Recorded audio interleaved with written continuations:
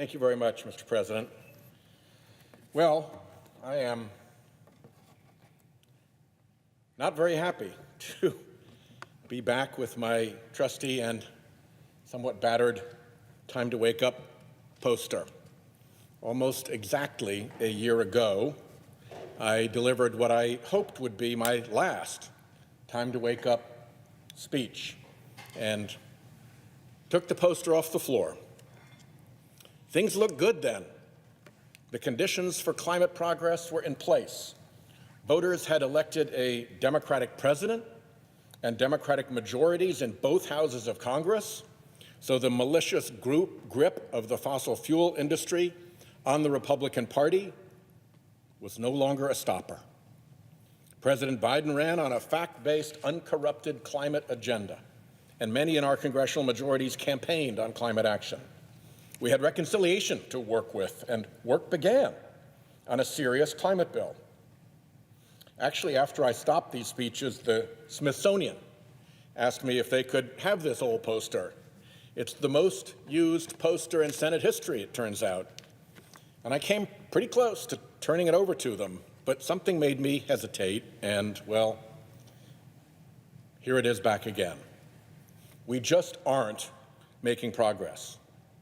Not by the only measurement that matters, greenhouse gas emissions. We are 1 year in with no bill, no carbon regulation, and no litigation. And look at the climate havoc. Scientists reported that global temperatures registered between 1.1 and 1.2 degrees Celsius above average in 2021. That's among the hottest years ever observed by human beings, and it is dangerously close to our safety ceiling of 1.5 degrees Celsius. And we're here despite 2021 being a La Nina year when cold Pacific water usually cools global temperatures. The last 7 years are the 7 hottest years in recorded history. Republicans may mock and disparage this, but they are paid agents of the polluters causing this, and they are wrong. In past speeches, I've described how our oceans absorb a massive amount of the heat that is trapped by greenhouse gas pollution. It's the heat equivalent of multiple Hiroshima-sized nuclear bombs being set off in the ocean every second. Multiple Hiroshima-sized nuclear devices worth of heat per second we're adding to the ocean. In the last 3 decades, our oceans warmed 8 times faster than preceding decades, and it is so massive it has its own measurement term, the zettajoule. The top 2,000 feet of ocean absorbed a record 227 excess zettajoules of energy in 2021. So, what's a zettajoule? Well, a half zettajoule is the total annual energy consumption of the planet. That little line right down there represents a half zettajoule, the total energy consumption of planet Earth, all humans. And here is the heat that loaded into the oceans because of the amplification of greenhouse gases. 227, 1/2. So about 500 times as much heat gone into the oceans as our entire energy, heat spend as a species. And ocean temperatures are, of course, now the hottest ever recorded. The excess heat means dying coral reefs and lost fisheries with acidified seas. It means higher sea levels as heated water expands, and more severe storms as heated waters supercharge storm systems, including the sort of thunderstorm complexes that spawned Midwestern tornadoes in December.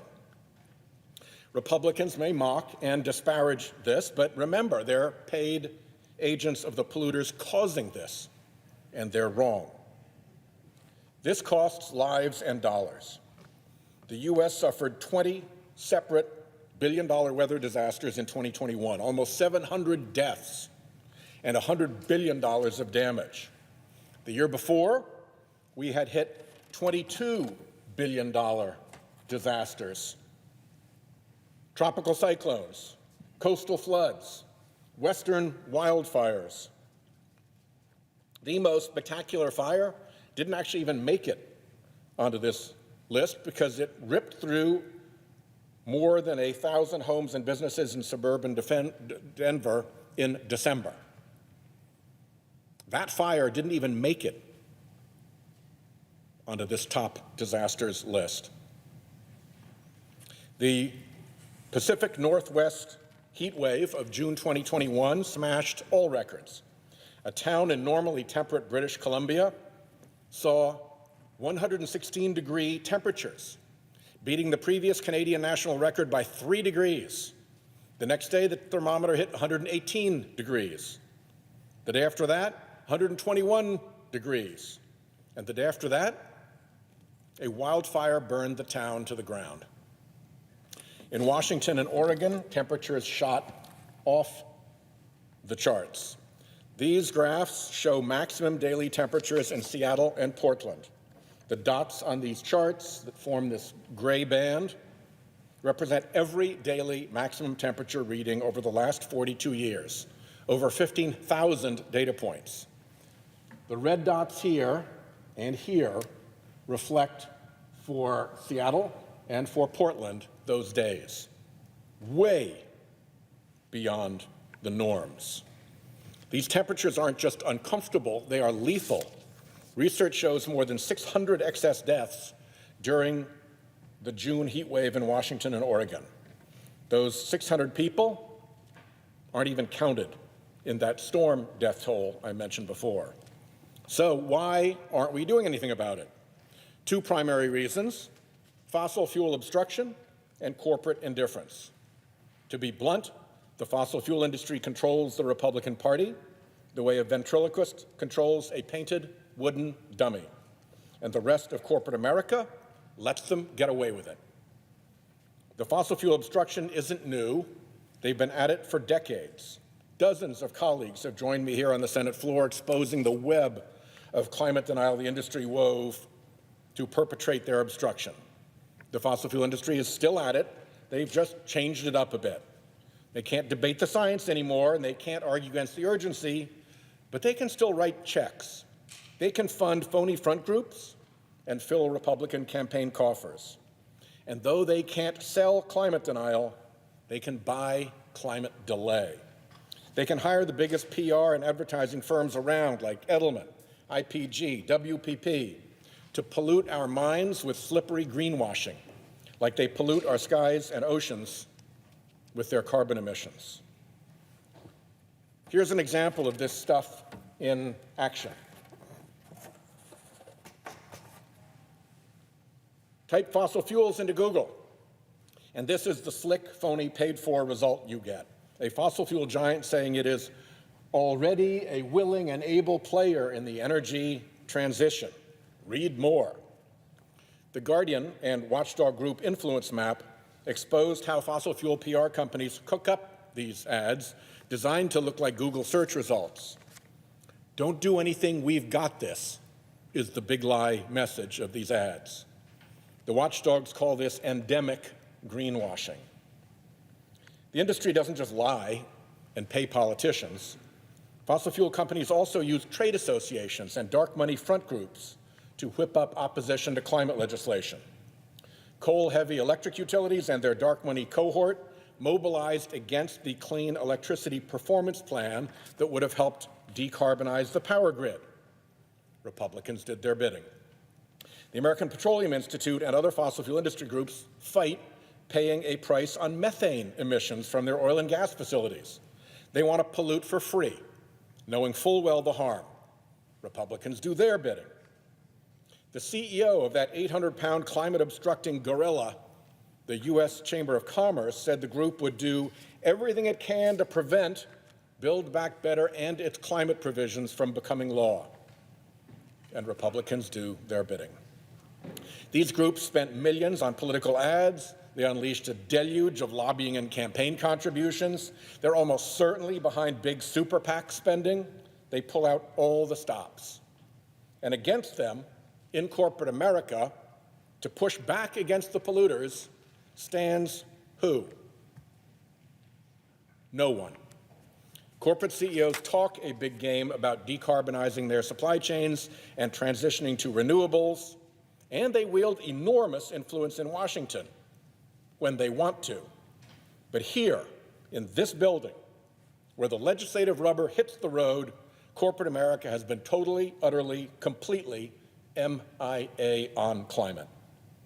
One set of lobbyists even told my staff that once the corporate tax stuff they cared about got squared away in Build Back Better, was taken off the table, they didn't want to rock the boat by supporting climate provisions, even though they are provisions the company publicly claims to support. Not one corporate trade group is lifting a finger here in this building on climate. Not the banks, despite their own warnings of economic crash, not the insurance companies, despite the huge checks they write for climate disasters, not big tech, not big pharma, not anyone. The fossil fuel industry has its choke chain around the Republican Party so tight that industry folks have told me they're scared to press for climate measures, that they might be punished by Republicans working for the fossil fuel industry, punished on the tax and deregulatory and business stuff they really care about. So they're not here. They just aren't. The frustrating thing is that there actually is a way to get to a safe place, to get to where we can hold warming below 1.5 degrees Celsius. The key policy is a border-adjustable price on carbon. Now, to get to safety, we need to do more than just that, but there is no pathway to safety without that. It is the necessary but not sufficient safety measure. Take a look at this chart. This was prepared in conjunction with the White House, with the leader's office. A lot of eyeballs have looked at this. The green line here is business as usual. We do nothing. And carbon emissions do mostly nothing. This next line down, the orange line, represents our emissions trajectory if we pass the Finance Committee's Clean Energy Tax Credit package. That gets us to here. The gray line, right below it, the third one down here, is if we could pass a clean electricity standard. And the yellow one here is the emissions trajectory if we do both of those things, both the tax credit package and a clean electricity standard. This one, light blue, that's the carbon price alone. And by the way, it's a modest carbon price that starts at only $15 per ton in 2023 and increases to $70 per ton in 2032 and doesn't cover unleaded gasoline at all. And the dark blue line here, the safest line, is all those policies together. To get to safety, we must deploy all of these policies. The more policies you have, the deeper the emissions reductions, the better the chance of safety.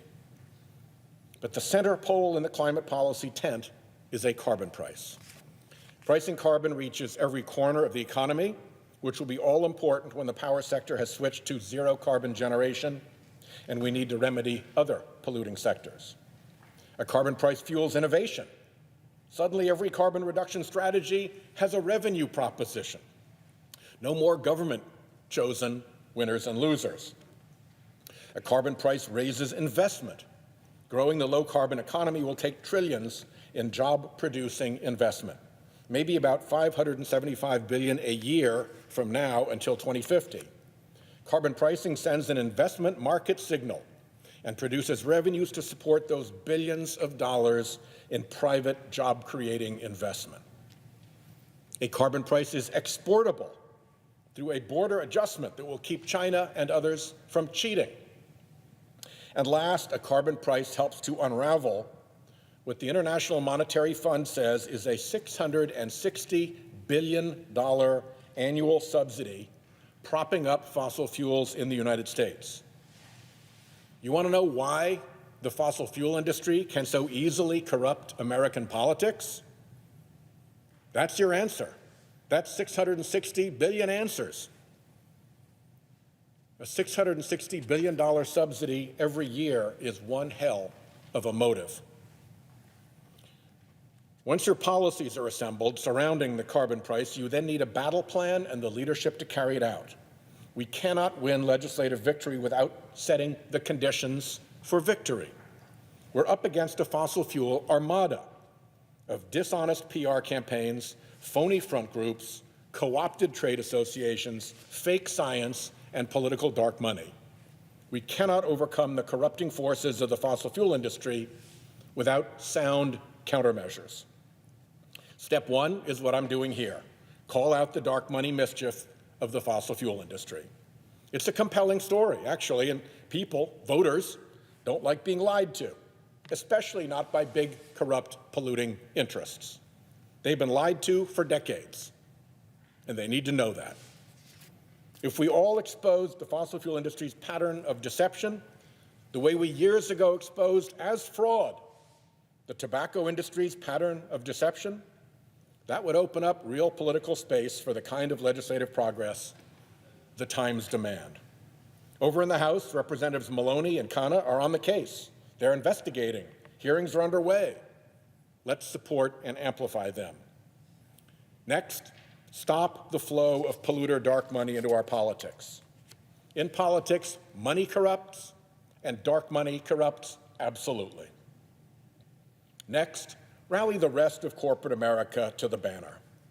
If they're too chicken to go first and face the risk of Republican punishment on the stuff they really care about, join together. They can't punish everyone. Corporate America is actually rich enough, if it wanted to buy the damned fossil fuel industry, fire the crooks and the PR firms, shut off the money to the front groups and the trade associations, and clean up the industry from the inside. But corporate America not only doesn't do that, it does nothing here in Congress. However we go, Madam President, we have got to get going. Either we act now, or we pollute our way to oblivion. Either we summon a serious response, or we meh our way to catastrophe. Either we enact a serious, effective climate bill, or we lose our chance at a safe climate pathway. And I will promise you that will earn the merited disgust of future generations. We have a moment here to measure up to. We are failing catastrophically, and we are failing for the worst and smallest and most dishonorable of reasons. So when we reignite work on a real climate bill, when we're starting to see real administration climate progress, I'll see about getting this battered poster over to the Smithsonian. But if we don't, I'll be back here again and again and again to call this chamber to wake up. I yield the floor